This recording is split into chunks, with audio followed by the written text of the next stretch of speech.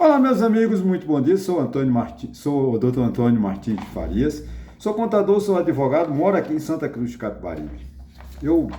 Hoje são 20 de 10 de 2025. Primeiro eu quero agradecer a Deus por estar vivo. É você, meu irmão, minha irmã, que dá seu like, seu dislike, que faz seus comentários. Muito obrigado. Obrigado aos 824 inscritos. Oh, que felicidade. Graças a Deus. E olha, a proposta continua até o final do ano nós ultrapassarmos 1.000 inscritos. Não é impossível. Portanto, conto com sua ajuda, com a colaboração de todos vocês. Muito obrigado mesmo. Obrigado às pessoas, às 36 pessoas que visualizaram o meu último vídeo. Muito obrigado mesmo. Eu sempre falo que estou gravando esse microfone, que eu não consegui ainda encontrar uma solução para o chiado, que não... Eu já consultei uns técnicos e eles não me deram a resposta. Então eu tenho que comprar um microfone que custa mais de R$ 1.000 e o dinheiro está pouco. Então não tenho condições de comprar agora. Então vou pedir desculpas a vocês sempre, né? Para que, se por acaso ficar muito baixo, vocês me perdoem, tá bom, gente? É o seguinte, eu queria deixar o meu e-mail, meu telefone, caso queiram entrar em contato comigo, fiquem à vontade. Pois é, meus irmãos, minhas irmãs, meus amigos e minhas amigas. Eu quero aqui preliminarmente, como diz assim quando a gente faz uma petição inicial, preliminarmente solicito a gratuidade judicial. Né? Eu quero aqui mandar um abraço pro meu primo lá em Serra dos Bois, Afonso de Ananias. Ô Afonso, um abraço a Arilson, a Afonso, a Judite, a Ananias, enfim, a Adilson, toda a família de Serra, a todos de Serra dos Bois, tá, gente? Todos Serra dos Bois eu amo. De paixão a todos vocês de Serra dos Bois. Não tem ninguém em Serra dos Bois que eu não goste, tá? Eu tô falando de sinceridade, porque eu amo o povo de Serra dos Bois, porque não tem ninguém ruim em Serra dos Bois, tá? O único ruim em Serra dos Bois não mora mais lá, que sou eu. Então vamos lá. Eu vou primeiro fazer aqui um índice, né, do que eu vou falar, espero falar de tudo. Lula é o favorito em 2026. A direita não desiste. Promessa não cumprida. Perigo das drogas. Ciro Gomes não disputará a presidência da República em 2026. Nossa indústria empaca. Venezuela se arma e protestos contra Trump nos Estados Unidos. Trump ameaça o governo colombiano. Então eu espero falar aqui desses temas todos. Quando eu digo que Lula é favorito em 2026, é uma avaliação de um dos jornalistas que eu mais respeito. Chama-se Hélio Gaspari. Ele passa pela Folha, pelo Estadão, enfim, é uma referência nacional. Quem não lê Hélio Gaspari, como disse um professor da faculdade, fica desinformado. Eu na faculdade, lá em 2015, 2016, 2014, 2013, ele já dizia, né? 2012, né? 2011, 2012, desculpa, quando eu terminei a minha faculdade. Ele dizia que tem que ler Hélio Gaspari, tem que ler Hélio Gaspari. Então, na coluna do Hélio Gaspari, do Globo, do dia 19 de 10 de 2025, o tema é Lula saiu das cordas. Na avaliação dele, portanto, né, o Lula tem muita chance de vencer em 2026. Por isso é possível, primeiro pelos dois fatores que ele deu. O primeiro fator, o governo impôs uma agenda positiva com relação a quando ele aprovou, né, a isenção de quem ganha até R$ 5.000 do imposto de renda. Isso é uma coisa muito boa, vai assim apoiar, né, trazer uma boa margem de votos, né, para ele, né, porque vai ter são 59 bilhões de renúncias de receita, né, que o governo aproximadamente deixa de arrecadar para dar esse benefício a essas pessoas que ganham até R$ 5.000. Não vou entrar no mérito, talvez no final faça uma avaliação sobre o assunto. O segundo fator foi o deslumbramento da direita com o Donald Trump, né? Aquela vergonhosa bandeira americana, né, hasteada, né, posta, mostrada na manifestação por pedido de anistia no dia 7 de setembro, né, dia da nossa independência, dia do nosso orgulho, da nossa fé, da nossa garra pelo país. Vem a direita e pede golpe de Estado e pede socorro a Donald Trump, né? Então realmente isso levou a gente a abominar essa direita ridícula que é puxa-saco de Donald Trump, né? Isso seria o fator mais importante, né? Eu acredito que a direita dividida não chega a lugar nenhum. Porém, o seguinte, eu não posso aqui dizer com isso, Lula é favorito, eu dizer, Lula é um bom candidato, o Lula faz um bom governo. Não, eu não concordo, tá? Eu acho que o Lula faz... Dos governos petistas, eu acredito que esse é o pior, assim, em termos de realizações. Eu acho que é um governo bem estruturado. Quando ele levou o marqueteiro lá para o Palácio do Planalto, esse Sidônio que deu cargo de ministro, mas na verdade ele é um marqueteiro, está fazendo campanha, a imagem de Lula melhorou muito. E como diz o Hélio Gaspari, a direita favoreceu. Por exemplo, a ida do filho de Jair Bolsonaro trabalhar contra o Brasil nos Estados Unidos. Isso é cabo eleitoral de Lula, né? Você não pode ter um traidor da pátria, né? Por mais que a gente bombinhe o Lula, por mais que a gente não goste do governo do PT, não podia o filho de Jair Bolsonaro ir lá trabalhar, pedir ao governo de Donald Trump punições contra o Brasil, né? Punições contra os ministros do STF e assim sucessivamente. Então isso foi, ou seja, jogaram água no chope, né? Que nem o pessoal ontem do Palmeiras com o Flamengo, né? Os palmeirenses jogaram água, o Flamengo jogou água no chope do Palmeiras, né? Por quê? Porque venceu por 3-2. Eu acho que foi um jogo, não vi o jogo, mas não gostei não. 3-2 é um placar muito apertado. Era de ser uns 4-0. Mas tudo bem, voltando aqui à política de Lula, o Lula não faz um bom governo, porque nos governos petistas, fora do Dilma, que teve uma recessão brutal, né? Os governos tinham obra, o tal do PAC deslanchava, ele investia no Norte-Sul, fazia a Transnordestina, a transposição das águas de São Francisco. Essas obras de infraestruturas, elas pararam. E o governo Lula é um governo irresponsável.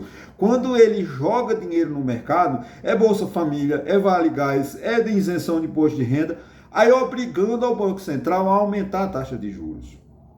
E dificultar o pequeno empresário ou o empresário que tem que tomar financiamento para gerenciar o seu capital de giro, né? Para administrar seu capital de giro de curto prazo. Um juro de 15% ao ano é impossível você trabalhar no comércio com um juro dessa altura. Mas o Lula acha que está certo, né? E eu acho que ninguém se levanta contra isso. Só eu que estou falando isso, né? Eu não vejo alguém dizer que... Eu vejo muitas vezes, o governo Lula é bom, porque tá... Gente, jogar o dinheiro, eu sei, tá ajudando os pobres, entre aspas, né? Porque ele ajuda por um lado e tira por outro. Quando ele ajuda dando dinheiro, dando isenção, o preço no supermercado aumenta. Porque vai ter mais procura e menos produtos, porque a nossa indústria está capenga. Eu vou falar daqui a pouco. Né? Então o governo Lula, ele não tem respeito à administração pública. Lula não tem uma preocupação com o gasto, ele não reduz gasto, ele aumenta o gasto. E isso vai pagar em algum momento. Essa conta, essa jorrada de dinheiro que o governo do PT joga no mercado, vai pagar na conta na dívida pública lá na frente. Como a gente vê, por exemplo, eu sei que eu vou encerrando por aqui, a questão dos Correios. Né? Os Correios perderam o foco. Não adianta mais tentar salvar os Correios. Os Correios envelheceram, mas falando empresa, né? Os Correios, que a gente chama de Correio, mas é Empresa Brasileira de Correios e Telégrafos, ECT. Ela envelheceu, ela perdeu o foco. Por quê? Porque nunca tiveram uma preocupação de uma administração eficiente. A ECT sempre foi péssima, porque entregaram a direitos políticos, a capengas políticos, pilantras, picaretas, como foi a escândalo, primeiro mensalão, primeira crise econômica do governo Lula, onde foi? No mensalão dos Correios, lá com Roberto Jefferson e José Dirceu. E de lá para cá, não fizeram nada para melhorar os Correios.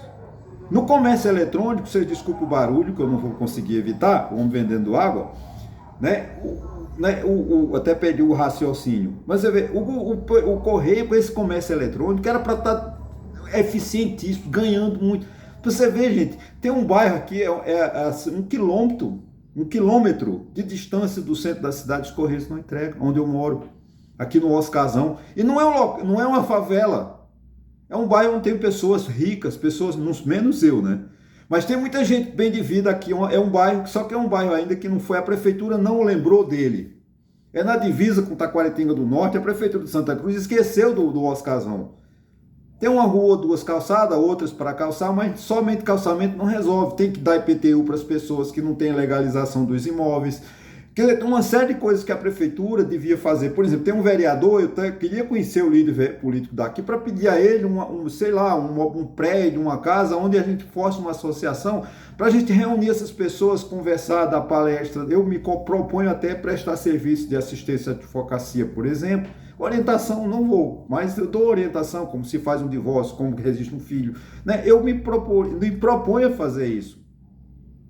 Mas não tem, porque os governos não estão preocupados com isso. Então o governo Lula é um governo irresponsável, se assim eu posso dizer. Tá? Mas o que acontece, gente? A direita, ela não desiste, né? Como é o meu próximo tema. Né? Isso aqui é o seguinte, a Faria Lima acha que ainda tem jogo, ou seja, eles acham que Lula não vencerá, porque eles têm como chance, está na coluna do Lauro Jardim, já mudando um pouco de assunto, mas dentro do mesmo contexto. Né?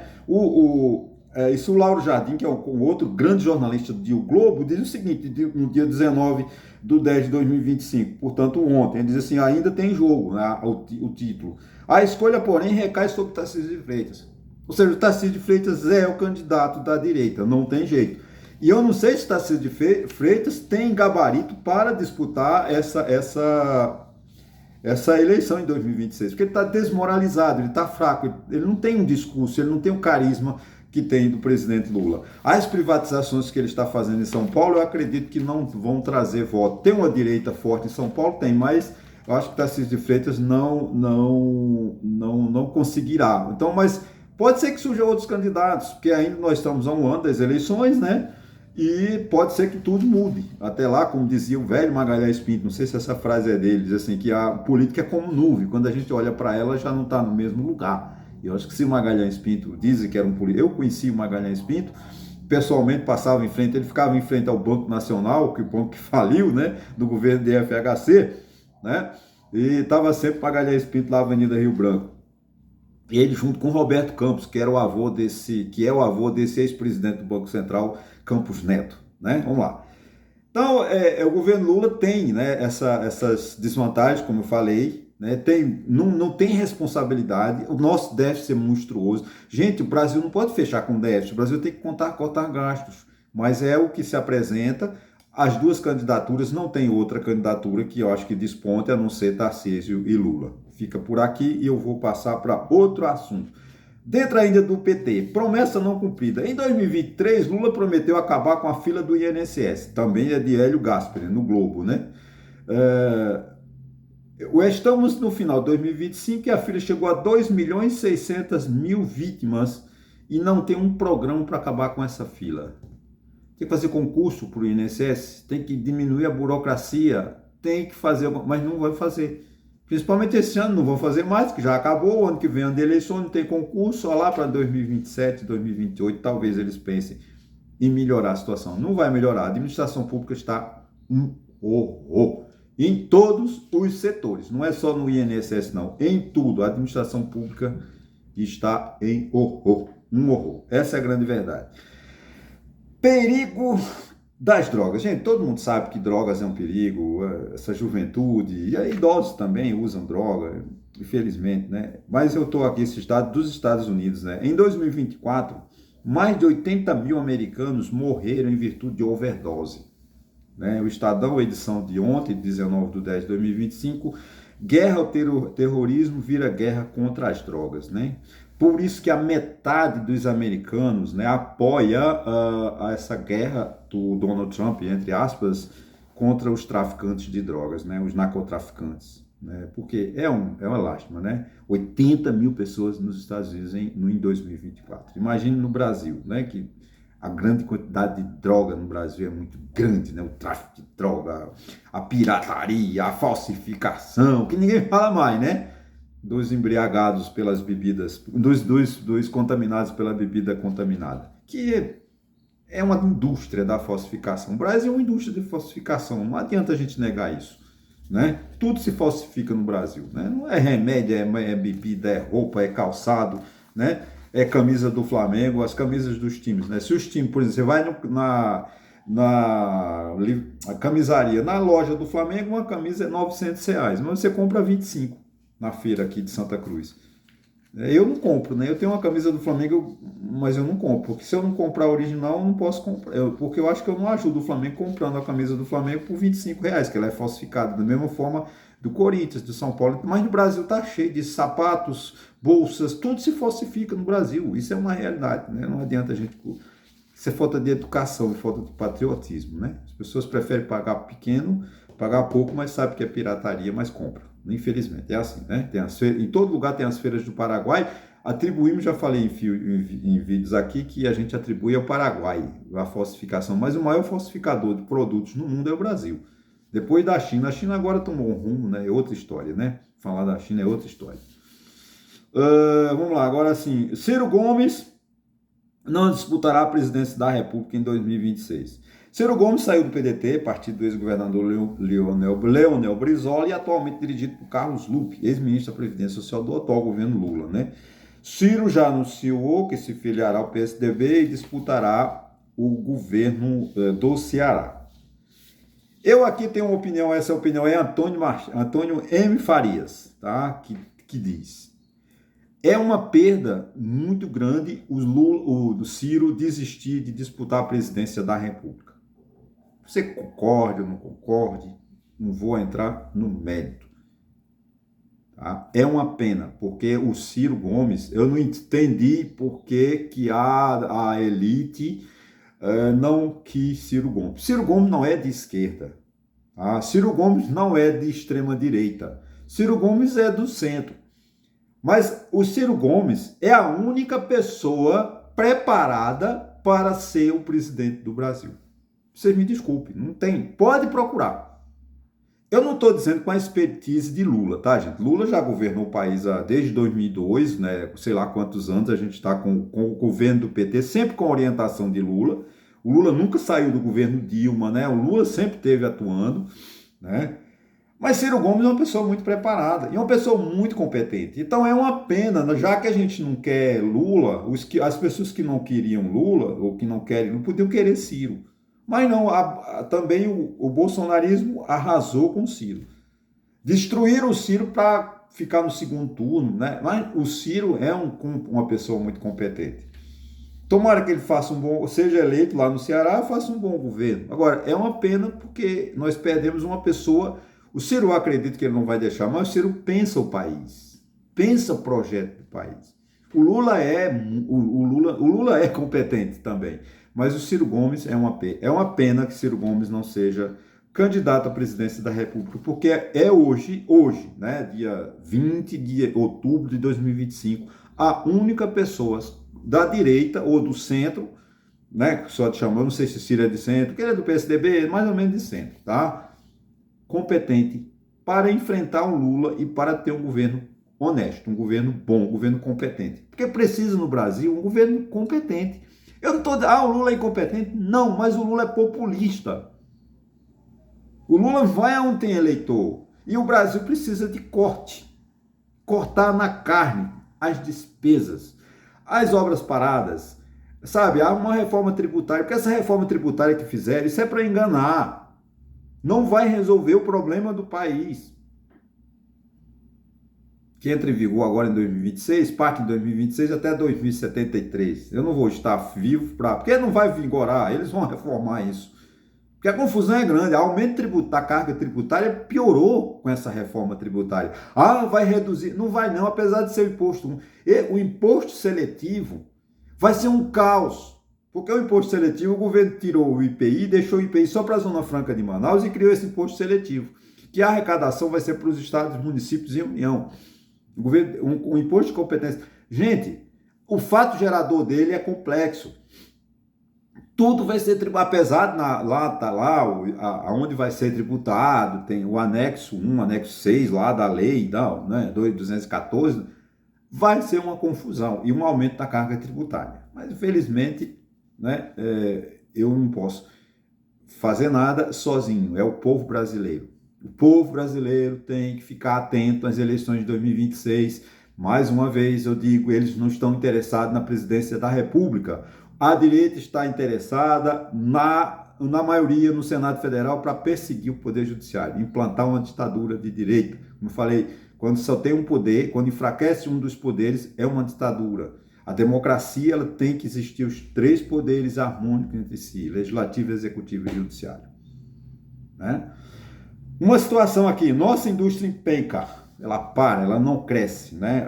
A Confederação Nacional da Indústria, CNI, indica que a indústria terá um crescimento de 1,6 em 2025 e não de 1,7 como previsto. É pouco demais. Né? Tá no Estadão, essa notícia, né? CNI volta a reduzir projeção de PIB da indústria para 2025.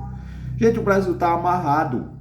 O Brasil é um estado caro, burocrático, difícil, sem segurança jurídica. Qual é o investidor que vem aqui? O governo não investe. Nosso índice de investimento, por quê? Porque o que sobra das despesas discricionárias, lá de 7 ou 8% que sobra, 95% comprometido. Nosso orçamento, 95% é comprometido com despesas obrigatórias, sobra 5%. Desses 5% que o governo pode gastar com o que ele quiser, ele tem que passar 22% ou 23% para a Câmara, que são as emendas PIX, que é uma roubalheira. 50, 60 bilhões de reais que os deputados e senadores distribuem para os seus amigos. São as chamadas emendas PIX, as emendas parlamentares, que é um roubo. É uma roubalheira só. Né? Tem mais de 80 processos contra deputados, prefeitos no Supremo Tribunal Federal contra o roubo nas emendas. Então, o país, para crescer, precisa de investimento. O governo não tem o que investir. O governo não corta gasto. Então, não sobra dinheiro para o governo. O governo só investe se sobrar dinheiro. Como é que sobra dinheiro se ele vai ter um déficit de 34 bilhões? Vai investir como? Não tem como investir. Já está devendo para 34 bilhões para 2026. Essa é a grande verdade. Então, a nossa indústria não pode nem crescer porque no país não tem infraestrutura.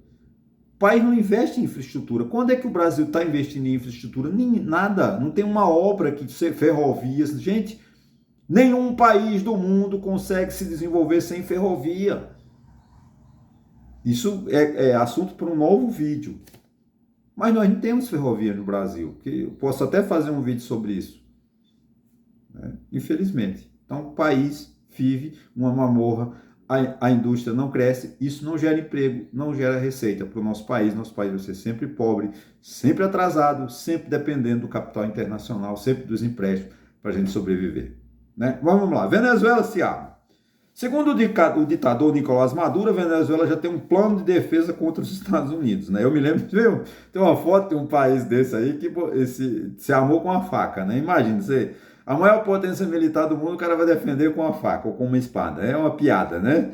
Não foi o Maduro, mas não foi um desses ditadores da América Central, que a gente pouco conhece a América Central, a gente não sabe. Eu mesmo não sei a história da América Central, né?